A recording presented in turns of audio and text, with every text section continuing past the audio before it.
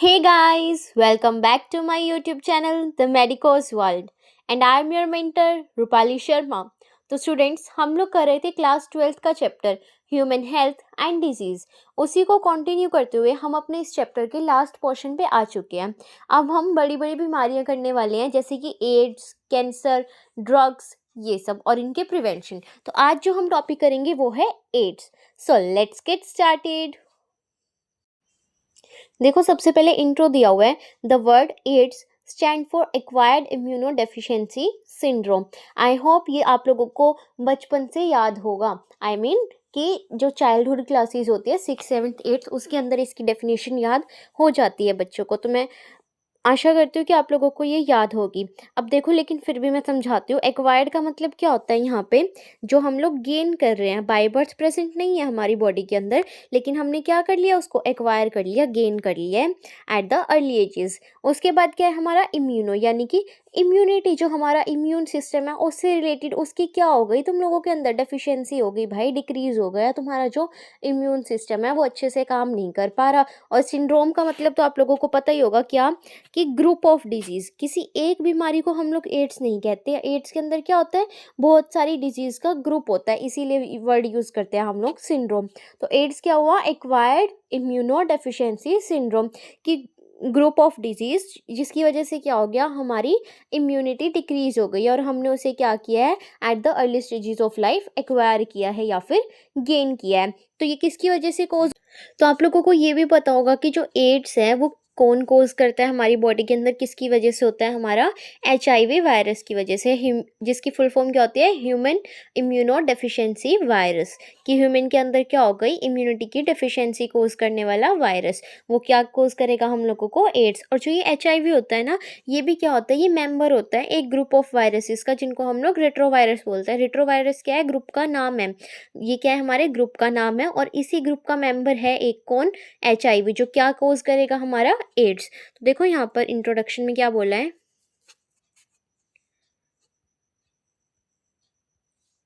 लिखो, this means deficiency of immune system acquired during the life time of individual, indicating that it is not a congenital disease. Syndrome means a group of symptom, वही सब बता दिया ना acquired immuno deficiency syndrome के बारे में, कि acquired का मतलब क्या किया, कि हमने गेन करा है, एक्वायर किया during the life time of an individual. Immuno deficiency मतलब डेफिशिएंसी हो गई इम्यून सिस्टम की, वो अच्छे से काम नहीं कर पा रहा है। और सिंड्रोम का मतलब क्या होता है, ग्रुप ऑफ सिम्टम्स। और ये कैसा है, कॉन्जेनाइटल डिजीज नहीं है। कॉन्जेनाइटल का मतलब होता है बाय बर्थ, जो चीज़ें हमारी बॉडी के अंदर बाय बर्थ प्रेजेंट है। तो ये तो प्रेजेंट नहीं है ना बाय बर्थ, ये तो हमने एक्वायर किया, तो इसीलिए बोला है कि ये कॉन्जेनाइटल डिजीज नहीं है, बाय बर्थ प्रेजेंट नहीं है ये।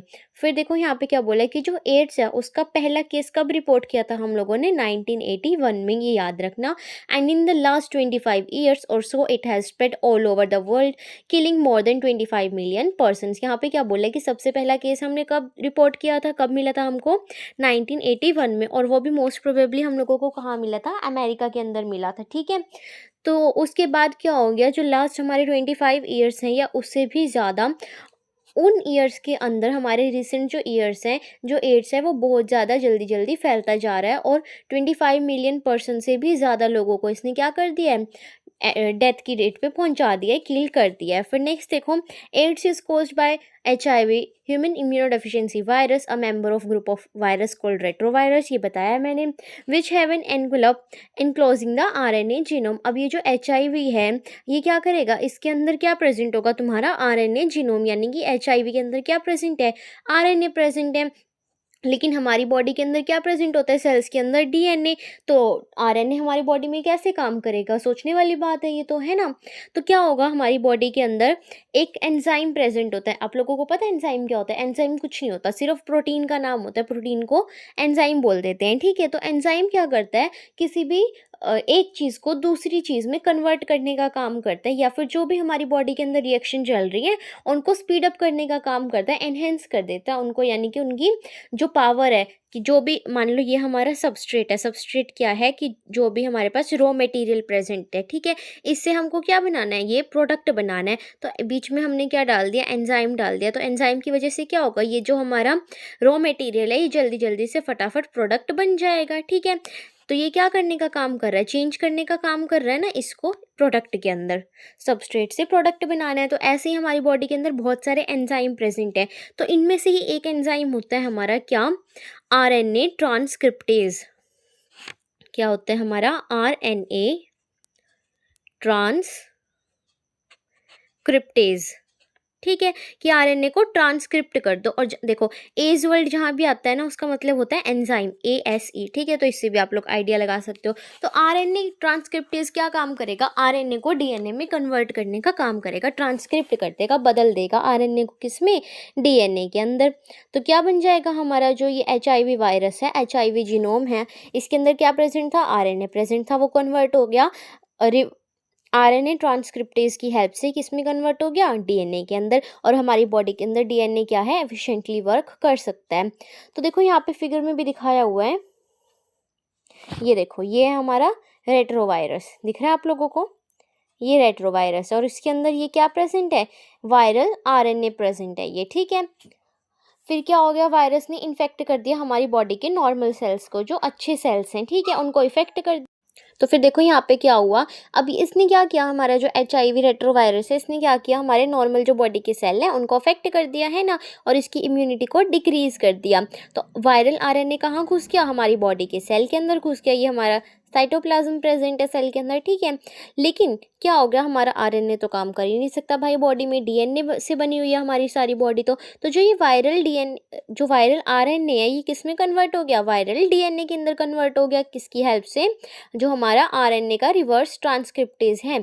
यहाँ पे सॉरी मैंने गलत बोल दिया, आरएनए ट्रांसक्रिप्टेज नाम नहीं होता इसका, रिवर्स ट्रांसक्रिप्टेज होता है, वो बाय मिस्टेक बोल दिया था हम। रिवर्स ट्रांसक्रिप्टेज नाम का जो एंजाइम होता है, वो क्या करेगा, आरएनए को डीएनए में कन्वर्ट कर देगा। फिर ये डीएनए क्या हो गया हमारा, अब डीएनए बन चुका है ये वायरल डीएनए।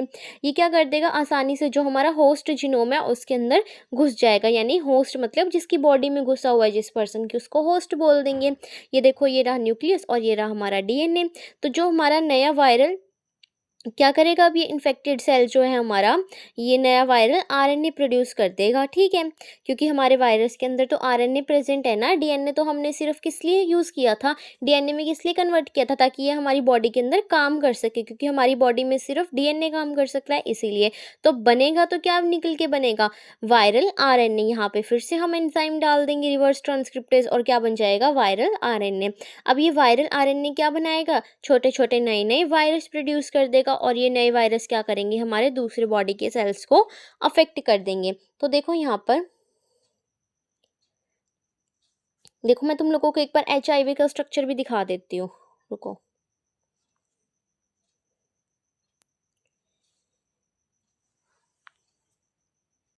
देखो ये तुम्हारी क्या है, यहाँ पर ये मैंने बनाई है लिपिड की लेयर। ठीक है, जो तुम्हारी सेल मेम्ब्रेन सेल वॉल है, लिपिड की लेयर बनाई है, ये रही हमारी लिपिड, बाइलेयर होती है ना, तो बाइलेयर बना दी, ये लो जी। अब अंदर देखो, इसके अंदर क्या प्रेजेंट है, यहाँ पे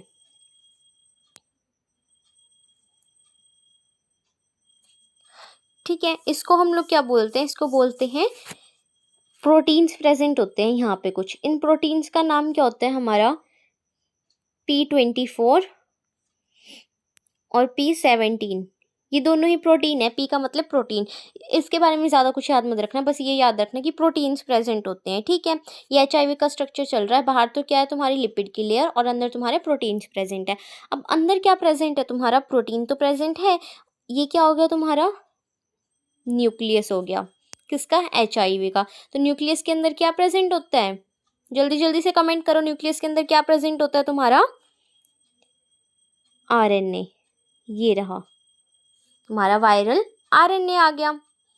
और ये जो ये दिख रहा है तुम लोगों को, डॉट दिखाई है जो, ये तो तुम्हारा वायरल आरएनए हो गया। और ये जो डॉट लगाई है ना, ये तुम्हारा रिवर्स ट्रांसक्रिप्टेज एंजाइम। ठीक है, इतना आया तुम लोगों को समझ। अब एक मेन चीज़ याद रखना, देखो जो तुम्हारा P24 है वो तो आउटर लेयर को बोला जाता है, इस वाली लेयर को। और जो ये वाली लेयर है तुम्हारी कौन सी, अंदर वाली, इसको बोलते हो तुम लोग P17। तो दोनों प्रोटीन आ गए ना, बाहर वाली P24, अंदर वाली P17, और कम्प्लीटली प्रोटीन ही है मतलब ये। और देखो बाहर ना कुछ ऐसे रिसेप्टर्स प्रेजेंट होते हैं यहाँ पे, ये देखो यहाँ पे क्या होंगे, कुछ रिसेप्टर्स प्रेजेंट होते हैं तुम्हारी लिपिड लेयर के ऊपर इस तरीके से, ठीक है। ऐसे सारी जगह प्रेजेंट होते हैं, इधर भी। इन रिसेप्टर्स का नाम क्या है तुम्हारा, ये रिसेप्टर का नाम है GP120। ये भी क्या है, प्रोटीन है। कौन सा protein, glycoprotein, glyco protein, P से प्रोटीन, ठीक है। GP120 ही मेन रोल प्ले करता है, ये क्या रिसेप्टर की तरह काम करता है। अब देखो क्या होता है हमारी बॉडी के अंदर, ऐसे ही तो ये वायरस अटैक नहीं कर सकता ना, तो हमारी बॉडी के अंदर ना टी हेल्पर सेल्स और मैक्रोफेजेस प्रेजेंट होते हैं, तुम्हें पता होगा। तो उनके ऊपर ना कुछ ऐसे रिसेप्टर्स प्रेजेंट होते हैं जिसके अंदर जो HIV है उसका ये GP120 ग्लाइकोप्रोटीन एग्जैक्टली फिक्स हो जाता है, और फिर ये क्या करता है, अपने आप को रेप्लिकेट करना शुरू कर देता है।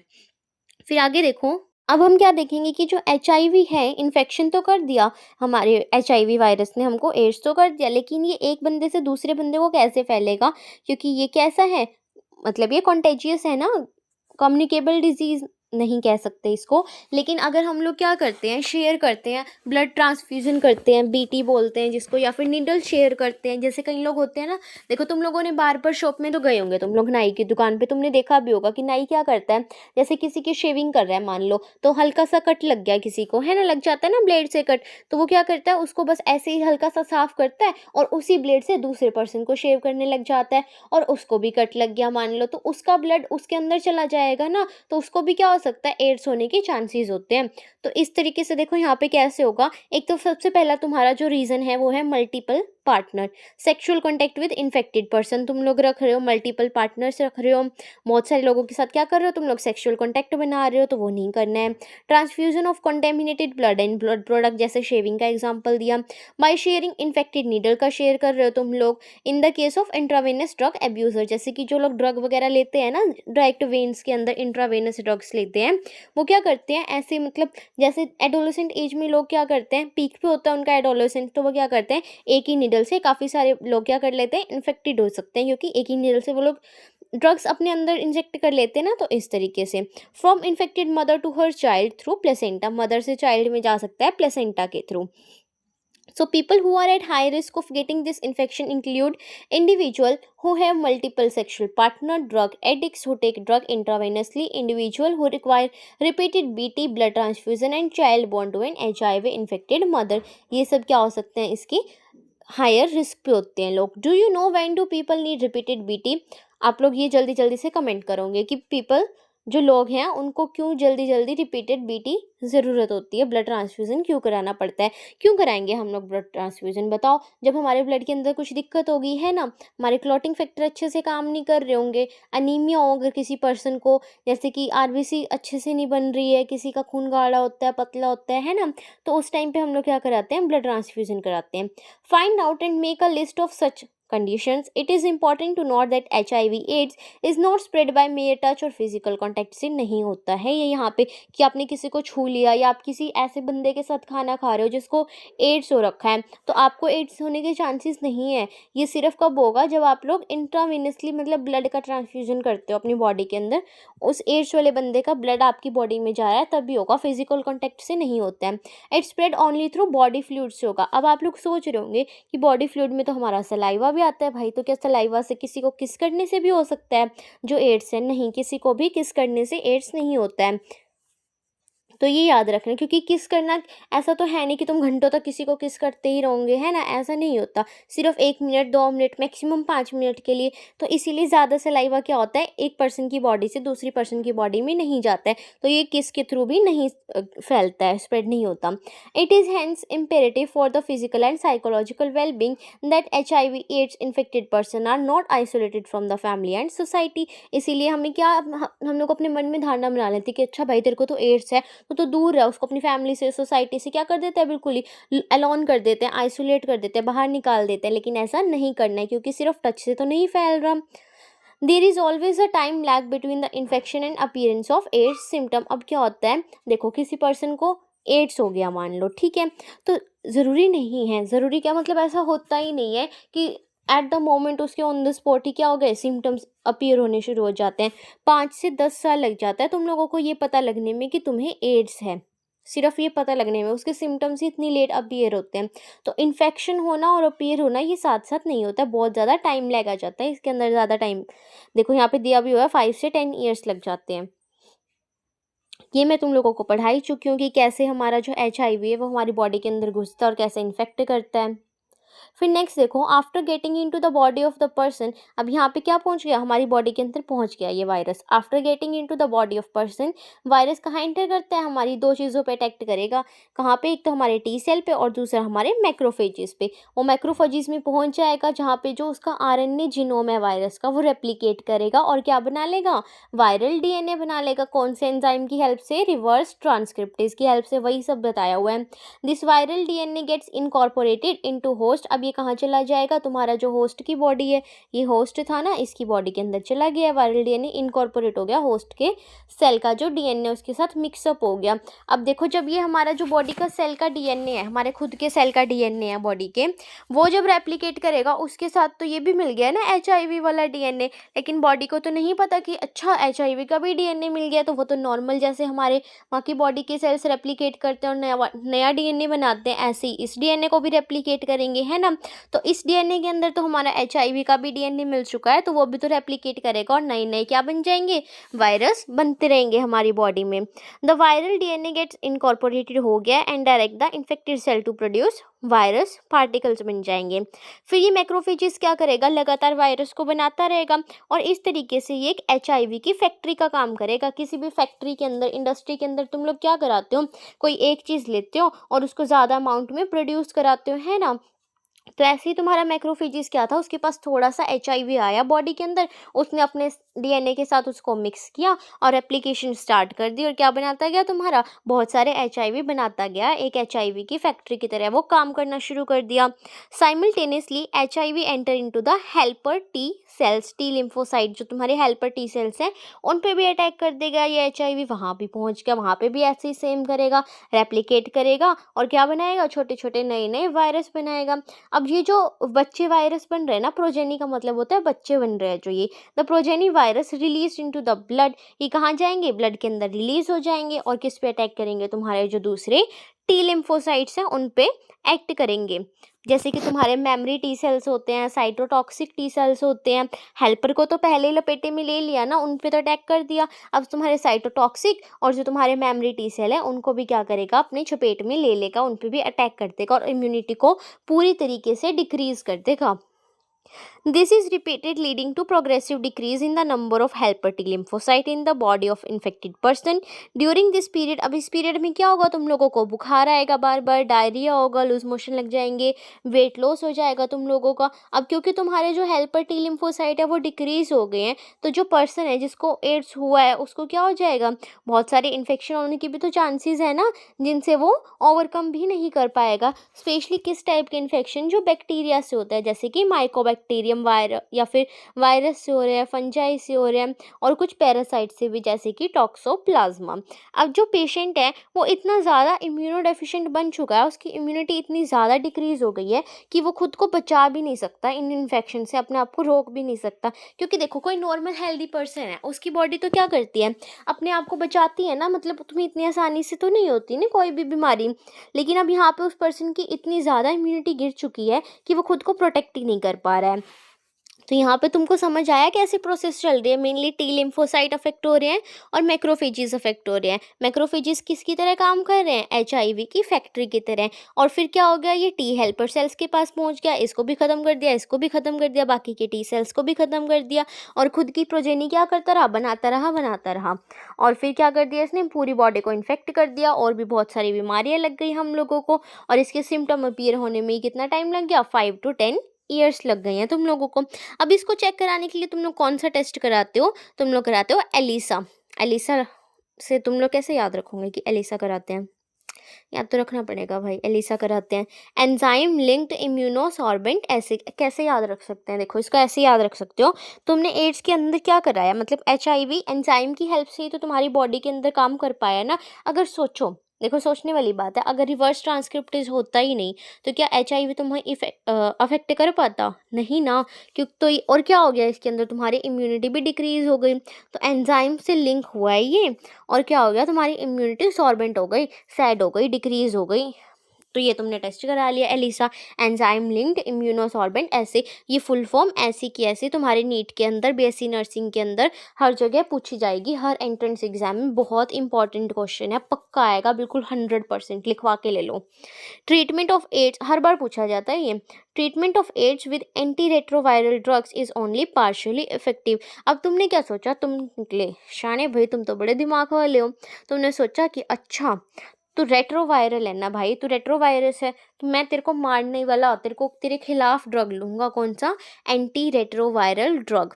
लेकिन एचआईवी तो तुमसे भी ज़्यादा समझदार निकला, उसने अपना मैकेनिज्म ही ऐसा कर लिया कि तुम्हारा जो ये ड्रग है ना, तुमने दवाई खाई एंटी रेट्रोवायरल ड्रग, ये सिर्फ पार्शियल इफेक्टिव हुई, अच्छे तरीके से पूरे तरीके से तुम्हें बचा ही नहीं पाई ये।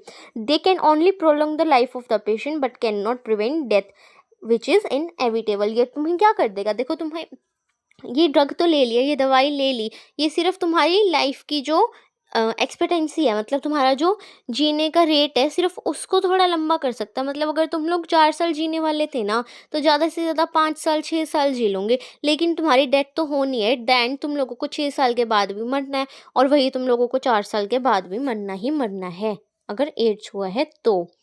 अब देखो यहाँ पे प्रिवेंशन ऑफ एड्स, ये लास्ट टॉपिक है हमारा आज का, क्या, प्रिवेंशन ऑफ एड्स। उसके बाद चलो मैं तुमको एक बार अपने नोट्स से भी बता दूंगी। प्रिवेंशन ऑफ एड्स, अब एड्स से कैसे प्रिवेंट करोगे तुम लोगों को, तुम्हें पता है कि एड्स का कोई क्योर तो है नहीं, प्रिवेंशन ही लास्ट ऑप्शन है और बेस्ट ऑप्शन भी है। तो देखो, moreover HIV infection more often spread due to conscious behaviour pattern and is not something that happen inadvertently like pneumonia और टाइफाइड। ये ऐसे ही तो नहीं होता तुम्हारा एचआईवी, तुम्हें पता है कि अगर तुम समझदारी से काम लोगे तो तुम एड्स से बच सकते हो। क्योंकि जैसे कि एडोलसेंस एज में क्या करते हैं, जो यूथ होते हैं हमारे, वो हवाबाजी करने के चक्कर में एक दूसरे की नीडल अपने अंदर इंजेक्ट कर लेते हैं, शो ऑफ के लिए मल्टीपल सेक्सुअल पार्टनर रखते हैं, है ना, मतलब एक दूसरे के सेक्सुअल कांटेक्ट में आता है। तो तुम लोगों को इस टाइम पे क्या रहना है भाई, कॉन्शियस रहना है, समझदारी से काम लेना है और ऐसा सब नहीं करना है, क्योंकि ये एड्स तुमको होने के चांसेस हैं और इसका कोई भी क्योर नहीं है। At the end death is the only option. Of course, infection in blood transfusion patient, newborn from mother etc.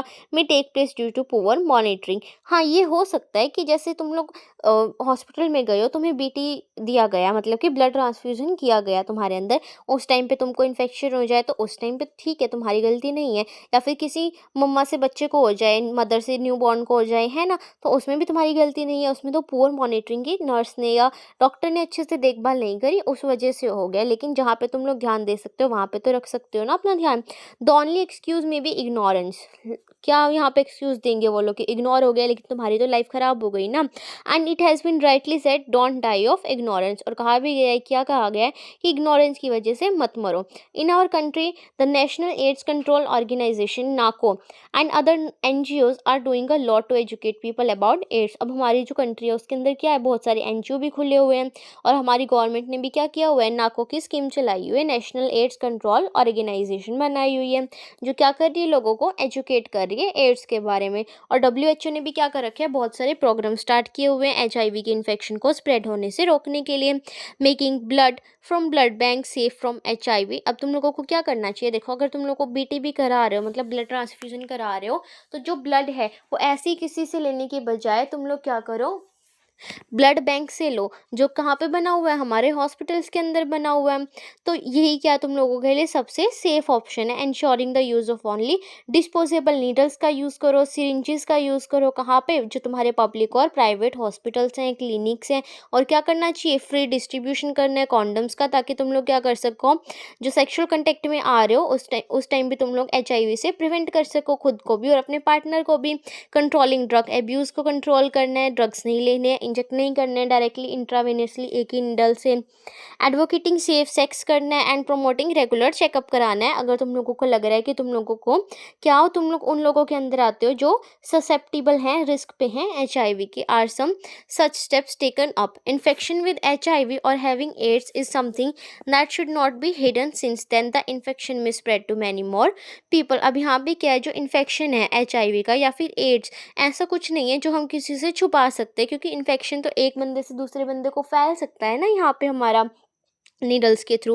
तो HIV AIDS infected people need help and sympathy instead of being shunned by society. तुम यहाँ पे क्या करना है, हमने पहले पढ़ा ना कि जो HIV हो जाता है, मान लो किसी को एड्स हो गया, तो तुम क्या करते हो, उसको सोसाइटी से बाहर निकाल देते हो, अपनी फैमिली से अलग कर देते हो। तो ऐसा सब बिल्कुल नहीं करना है, इंस्टेड उनकी केयर करनी है तुम लोगों को। Unless society recognise it as a problem to be dealt with in a collective manner, the chances of wider spread of the disease increase manifold. It is a malady that can only be tackled by the society and medical fraternity acting together to prevent the disease of spread. तो देखो यहाँ पे यही बोला गया है, ये सब जो है ना ये फालतू की बकवास है, ये तुमको कुछ याद करने की ज़रूरत नहीं है। यहाँ पे सिर्फ तुम लोग यहाँ तक रीड करना, तुम लोगों को समझ आ जाएगा। सबसे पहले देखो तुम कैसे याद करोगे, सीक्वेंस बताती हूँ, सुनो। देखो सीक्वेंस क्या रहेगा तुम्हारा, सबसे पहले तो तुम लोग अगर पेपर में आ रहा है 5 नंबर के अंदर कि एड्स के बारे में बताओ, तो सबसे पहले तुम लोग क्या हेडिंग डालोगे, इंट्रोडक्शन में क्या लिखोगे तुम लोग, इसकी डेफिनेशन लिखोगे, पहला केस कब रिपोर्ट हुआ था और किसकी वजह से, और फिर तुम लोग लिखोगे, हाँ इसको भी अलग से लिखना, कॉजेटिव एजेंट को, कि कौन कोज करता है इसको, HIV की फुल फॉर्म लिखना, उसके बारे में लिखना कि वो रेट्रोवायरस का एक मेंबर है, उसके अंदर क्या प्रेजेंट है, RNA जीनोम प्रेजेंट है। उसके बाद तुम लोग लिखना, नेक्स्ट हेडिंग डालना ट्रांसमिशन, कि ये फैलता कैसे कैसे है, ट्रांसमिशन, ठीक है। उसके अंदर तुम लोग क्या लिखोगे कि ये फैलता कैसे कैसे, इसका स्प्रेड कैसे हो रहा है। क्या क्या पढ़ा था हमने, सेक्सुअल कॉन्टैक्ट से, मल्टीपल पार्टनर से, BT से, contaminated blood and blood product का ट्रांसफ्यूजन से, इन्फेक्टेड नीडल शेयर करने से, इंट्रावेनस जो ड्रग एब्यूजर होते हैं उनके अंदर ज़्यादा रिस्क पे होता है, और इन्फेक्टेड मदर से कहाँ पे जाता है, चाइल्ड के अंदर थ्रू द प्लेसेंटा। उसके बाद तुम लोग यहाँ पे क्या लिखोगे, तुम लिखना यहाँ पे HIV का डायग्राम बनाना। सबसे पहले तो HIV हेडिंग डाल के कोज में यहाँ पे यहीं पे डायग्राम बना देना HIV का, जो मैंने बताया था। GP120 दिखा देना, P24, P17 रिवर्स ट्रांसक्रिप्टेज दिखा देना, लिपिड की लेयर, और तुम्हारा जो RNA जीनोम है वो दिखा देना। उसके बाद तुम लोग क्या दिखाओगे यहाँ पे, अटैक यहाँ पे हेडिंग डालना, अटैक ऑफ HIV, यानी कि कैसे कैसे ये अटैक करेगा तुम्हारी बॉडी के सेल को। तो यहाँ पे तुम लोग सबसे पहले तो वो वाला जो हमने पीछे पढ़ी थी ना, ये वाला डायग्राम देखो, ये वाला ये बना देना, ठीक है, और फिर इसको थोड़ा सा एक्सप्लेन कर देना अपनी लैंग्वेज में।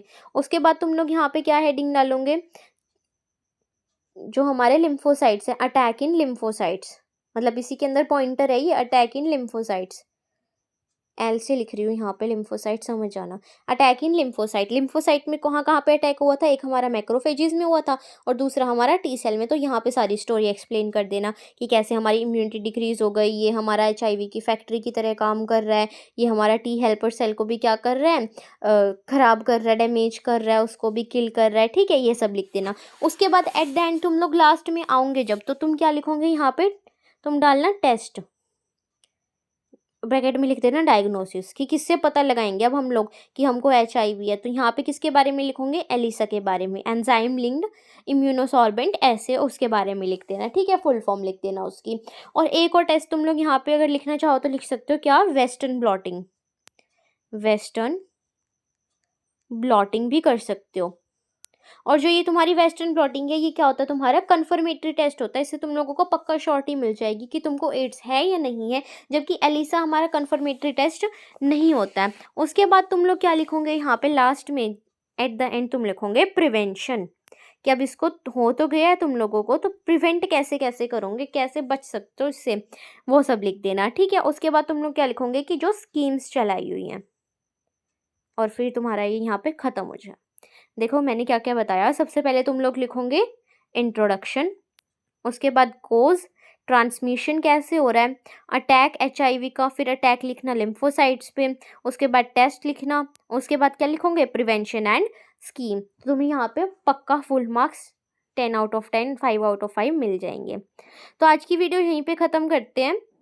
नेक्स्ट लेक्चर के अंदर हम लोग करेंगे क्या, कैंसर। वो भी बहुत इंपॉर्टेंट है। एक बार अच्छे से रीड कर लेना एनसीईआरटी को, या जैसे मैंने बताया अपने नोट्स प्रिपेयर कर लेना। अगर तुम लोग कहोगे तो मैं अपने नोट्स भी खुद के जो मेरे हैंड रिटन नोट्स हैं वो भी तुम लोगों को प्रोवाइड कर दूँगी, एक बार कमेंट सेक्शन में बता देना। वीडियो अगर अच्छी लगी है तो जल्दी-जल्दी से लाइक कर दो, चैनल को सब्सक्राइब कर दो और अपने फ्रेंड्स के साथ शेयर कर दो। Thank you so much guys.